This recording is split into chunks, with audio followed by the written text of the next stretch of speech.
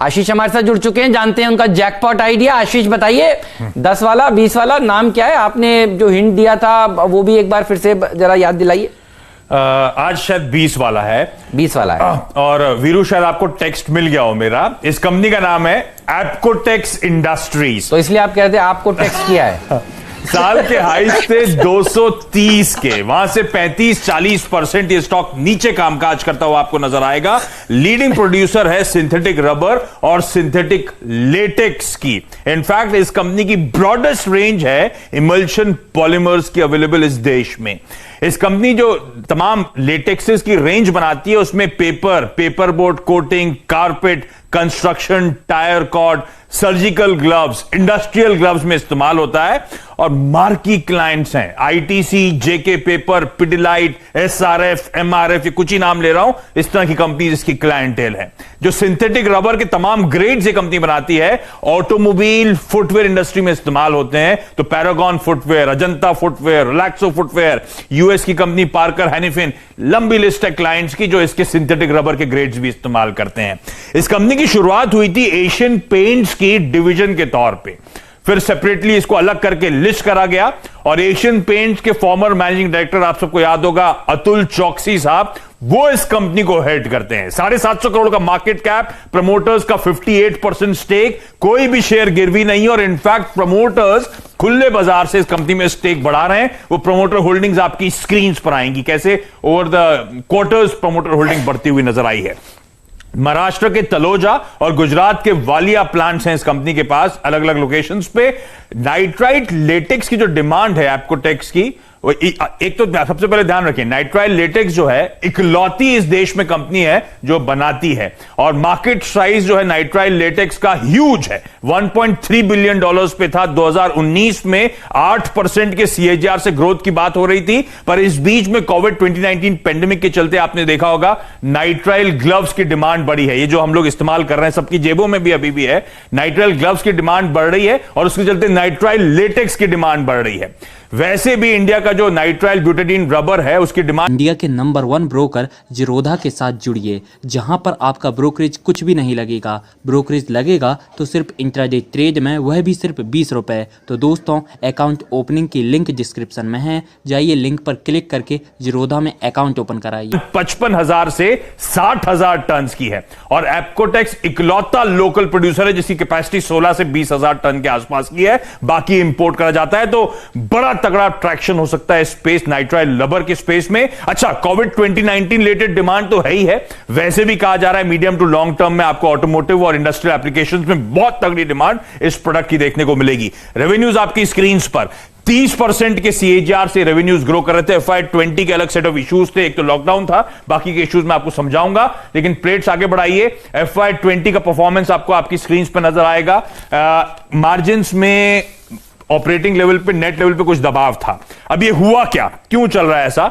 एक तो पैंडेमिक का असर था, लॉकडाउन का, पर ज्यादा इंपॉर्टेंट क्योंकि मैंने कहा था कि हमारी कैपेसिटी मिनिस्क्यूल है और ग्लोबली हमें सब कुछ इंपोर्ट करना पड़ता है। इस कंपनी, यहां पे डंपिंग बहुत तगड़ी हुई थी और उसके चलते इस कंपनी को भी अपने प्रोडक्ट के प्राइसेस रिड्यूस करने पड़े थे और उसका इंपैक्ट इसके फाइनेंशियल्स पे पड़ता हुआ नजर आया था। लेकिन ये कंपनी ने गवर्नमेंट के सामने पिटीशन करी थी और एंटी डंपिंग ड्यूटी प्रोब शुरू हो गया है एनबीआर के लिए। चाइना, ईयू, जापान, रशिया के अगेंस्ट में, साउथ कोरिया के अगेंस्ट में तो ऑलरेडी चल रहा है। तो मेक इन इंडिया को बढ़ावा देने की बात, प्रोटेक्शनिज्म पर सरकार का फोकस है, प्लस इसके प्रोडक्ट्स कोविड के चलते डिमांड अच्छी दिखा रहे हैं। तो ऑलरेडी बहुत स्वीट स्पॉट पे कंपनी आपको नजर आएगी। केवल 30 करोड़ का डेट बुक्स पर, उसके सामने 60-62 करोड़ रुपए के कैश और लिक्विड इन्वेस्टमेंट्स। और ये तब जब पिछले 3 साल के 100 करोड़ का केपेक्स इस कंपनी ने पूरा करा है। जून से वो ऑन स्ट्रीम आ चुका है। अब आने वाले क्वार्टर्स से एडिशनल केपेक्स का इस कंपनी को फायदा मिलेगा। तो एक experience management, professional management, marquee list of clients, nitrile rubber, high styrene rubber की इकलौती इस देश की मैन्युफैक्चरर, ग्लोबली रिप्यूटेड ब्रांड और बहुत हाई एंट्री बैरियर्स जिस इंडस्ट्री में। तो वीरू, आपको टेक्स्ट कर दिया था एप्कोटेक्स इंडस्ट्रीज आज अड्डा पर। और ये दिखाता हूं मैं, मेरी जेब में भी है। आपकी जेब में भी है ना? ये दिखाई डॉक्टर साहब, ये देखिए, जो ग्लव्स है ना, ये दस्ताने जो हम लोग सब लोग पहनते हैं, आशीष की जेब में भी है, ये दस्ताने जो हैं इसकी जो रबड़ है वो ये कंपनी बनाती है। जैसे ही आपने ये रबड़ का नाम लिया ना, एक बार फिर से बताइए, मैं वो नाम केमिकल वाला था ना तो थोड़ा हाथ तक आप ये गड़बड़ कर रहे हैं मयूर जी, पता नहीं क्वेश्चन उठा देंगे कि गलत बोल रहा हूँ सही बोल रहा हूँ। अबे मर गया, कहाँ चला गया वो। नाइट्राइल लेटेक्स कहते हैं इसको, नाइट्राइल ब्यूटाडीन रबर। हाँ, मैं तो लेटेक्स ही बोलूंगा अब हाँ। ये इजी है बताने के लिए। तो देखिए ये जो रबड़ वाले ग्लव्स हैं ये दरअसल इसके लिए जो केमिकल है वो ये कंपनी बनाती है, और टायर के केमिकल भी ये कंपनी बनाती है ना। 20% का अपर सर्किट लगेगा इसमें, क्योंकि ये बहुत ही बढ़िया कंपनी है। और मैंने भी कुछ दिनों पहले इस स्टॉक को कल का खिलाड़ी आज में सुझाया था, और इसीलिए मुझे याद है जैसे ही आपने रबड़ की बात करी, मैंने कैमरामैन साहब से रिक्वेस्ट करी, मैंने कहा भाई साहब जरा जाकर बाहर से दस्ताने लेकर आइए, दिखाएंगे ताकि सबको समझ में आए, क्योंकि मैं पिछली बार भूल गया था। तो जैसे ही आपने कहा तो मैंने ये मंगवाए दस्ताने स्टूडियो के अंदर।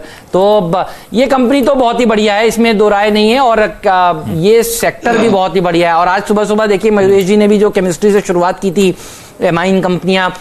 मयूरेश जी, आपकी टिप्पणी, जैकपॉट 12% ऊपर, ये 20% वाला कैंडिडेट है, और जो लोग नाराज थे कहते थे 10% खुलते ही लग जाता है, तो देखिए आज उनको 6% का यहां पर मौका मिलेगा शेयर खरीदने के लिए, और ये क्वालिटी स्टॉक है। आपकी टिप्पणी बताइए, उसके बाद फिर सर्किट गुरु के पास भी चलूंगा बाजार खुलने के बाद। अरे बिल्कुल थीम गुरुजी और आशीष जी, आई थिंक जो 6 पे 6 लगा रहे हैं, मुझे लगता है आई थिंक बहुत सुपर्ब कंपनी इन्होंने चूज की है। एक ही टिप्पणी करना चाहता हूं, अपार्ट फ्रॉम द फंडामेंटल जो आशीष जी ने बताया, इनके जो हिस्टोरिकल आरओईज थे हेमंत जी, आई थिंक 16 और 20% के बीच में थे। इनके जो हिस्टोरिकल इबिट मार्जिन हैं या प्री टैक्स मार्जिन भी आप कहें, इबिट मार्जिन की बात करूं तो 10 और 12% के बीच में थे।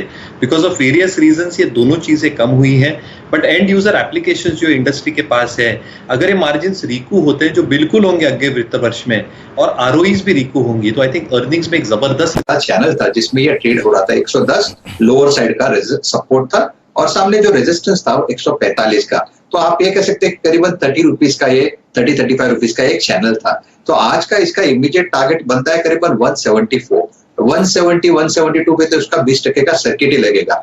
एक्चुअली मैंने इंटरमीडिएट रेजिस्टेंस निकाला था, वो था करीबन 158, लेकिन ये खुलेगा ही 162, तो ऑब्वियसली पहला R1 जो हम कहते हैं वो तो निकल गया, तो ये सीधा जाएगा R2 की तरफ, यानी 172 यानी 20% का सर्किट कैंडिडेट है।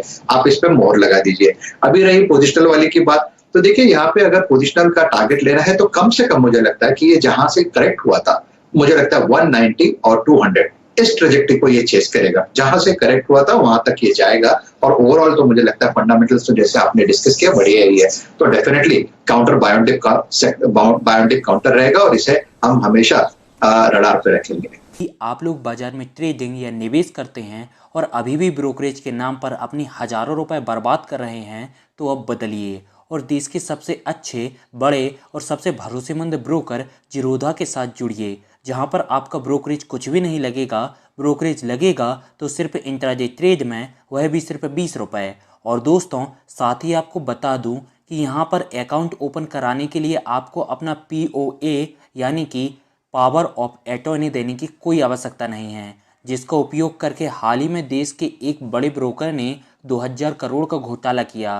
तो दोस्तों, अकाउंट ओपनिंग की लिंक डिस्क्रिप्शन में है, जाइए और लिंक पर क्लिक करके जिरोधा में अपना अकाउंट ओपन कराइए।